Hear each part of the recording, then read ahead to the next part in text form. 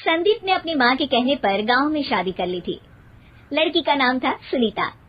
माँ का कहना था एकदम मॉडर्न बहू नहीं होनी चाहिए, लेकिन उन्हें नहीं पता था कि गांव से आने वाली बहू सुंदर सुशील तो होगी और उसको गांव से बाहर भी निकाल लाएंगे, लेकिन उसके अंदर का गांव कैसे बाहर निकलेगा।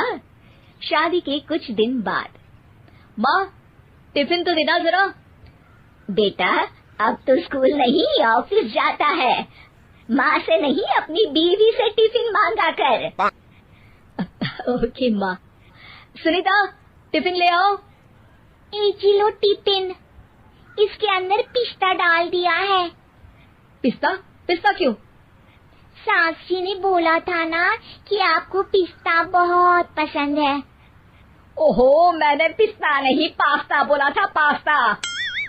पास्ता? कहीं होता है पास्ता? अरे बेटी तू रहने दे, मैं बना दूंगी। अच्छा किया कि पाव भाजी बनाने का नहीं बोला, वरना किसी के पाव बना देती है। सुनीता को बुरा लगता है, लेकिन उसकी नादान हरकतें कम नहीं होती। ऐसे ही एक दिन, अरे तुमने ये क्या लगाया है? अरे आप वो फूस फूस करके लगाते हैं ना, वही। डियो? का दियो? किसको दियो? अरे वही ना जिससे खुशबू आती है। हाँ हाँ सही पकड़े हैं। अच्छा लेकर तो आना। कौन सा डियो लगाया तुमने? अभी लेकर आते हैं जी। संदीप की बात मानकर सुनीता अंदर से खुशबू वाला फुसफुस लेकर आती है। OMG! OMG मतलब ओ माय गणेश ना। अरे OMG छोड़ो, और ये खुशबू वाला फुसफुस की बात कर रही थी तुम? हाँ इसी की, फिर से सही पकड़े हैं। अरे देवी, लेकिन आप सही नहीं पकड़े हैं, ये डियो नहीं है। डियो नहीं है तो क्या लियो है? अरे ये रूम फ्रेशनर है, जिसको कमरे में छिड़कते हैं, खुद पर नहीं। कोई बात नहीं, माँ कहती थी आत्मा किराएदार है, शरीर एक किराए का कर्म। हम शरीर पे ये डाल लिए तो क्या फर्क पड़ जाएगा। अरे बहू, ओ बहू, मेरे लिए फल तो ले आ, फिर मैं बाजार जाऊंगी। सुनीता अपनी सास के लिए फल लेकर आती है। अरे बेटा, पपीता, तरबूज और सेब फल ऐसे कैसे खा लूं? काट कर तो ले आ। माँ जी, मेरे गांव में तो खेत से उठा के सीधा खा लेते हैं। अरे ये तेरा गांव नहीं है ना। अरे संदीप, तू ही कुछ समझा देना इसको बेटा। मैं कैसे समझाऊं माँ, ये तो माइक्रोवेव को भी भट्टी बोलती है। कल मैंने बोला हाय कैसी हो, तो बोलती है किसी को हाय नहीं लगानी चाहिए। अरे सुनीता, तेरा क्या होगा? अभी तो कैसे बताऊं माँ जी, अभी हम कुछ करेंगे फिर पता चलेगा क्या होगा, लड़का या लड़की। हे भगवान, कहाँ से आ गई है? रामपुर से जी, आप ही तो लेकर आए थे मुझे। अरे मुझे माफ कर दो। पहले कोई गलती तो करिए जी, आपकी तो सारी गलती माफ कर देंगे हम। हाँ अरे बहू, मेरी बात सुन, फल यानी कि फ्रूट जब भी लाए ना तो काट कर लाना, ठीक है?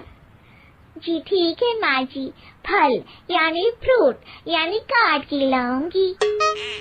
सुनीता रोज ही कोई ऐसी हरकत कर देती जिसकी वजह से उसे घर में 2 बातें सुननी पड़ती। एक दिन, माँ मेरे बॉस घर पर आने वाले हैं शाम को, उनका बर्थडे है, फैमिली साथ नहीं रहती उनके, तो यही पार्टी कर लेंगे। उनको अच्छा लगा तो शायद मेरा प्रमोशन भी हो जाएगा। मैं ना फ्रूट केक लाकर फ्रिज में रख दूंगी और तेरे साथ आज खाना मैं बनाऊंगी, ताकि जब साहब आए तो खाने में कोई गड़बड़ ना हो। शाम को जब सारी तैयारियां हो जाती है, संदीप के साथ बड़े साहब भी घर आते हैं। फ्रूट केक तो ले आना बहू, फिर खाना खाएंगे। और इस सब की क्या जरूरत थी, आपने बुलाया वही काफी है। सर आपका परिवार शहर में नहीं है तो हम ही आपके परिवार जैसे हैं सर।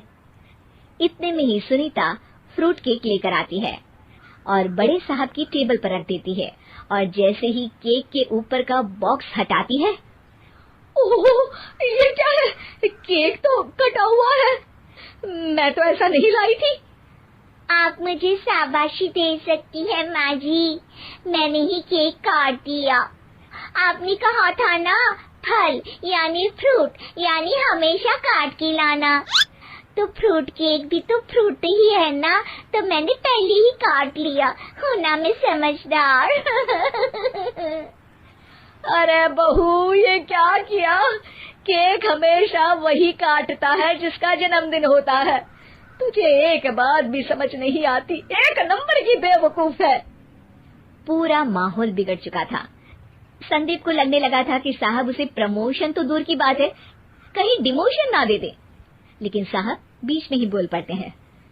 अरे अरे, कोई बात नहीं, ये इनकी बेवकूफी नहीं है, इनका भोलापन है। बेटा, आप कहाँ से हो? रामपुर गांव से। अरे वाह, गांव से? फिर तो आपके गांव में ताजे फल और सब्जियां मिलते होंगे। हाँ, सही पकड़े हैं। हम तो काटते भी नहीं, सीधा खा लेते हैं। मैं ना एक बार तुम्हारे गांव घूमने जरूर चलूंगा। क्यों संदीप, ले चलोगे ना? मुझे गांव घूमना बहुत पसंद है। बस फिर क्या था, संदीप और सास दोनों खुश हो गए, क्योंकि साहब को सुनीता ने गांव की बात करके खुश कर दिया था। अब संदीप का प्रमोशन पक्का था। शिक्षा, कभी भी किसी भी गलती पर घबराना नहीं चाहिए। हो सकता है कि उस गलती की वजह से आगे बड़ा फायदा हो जाए।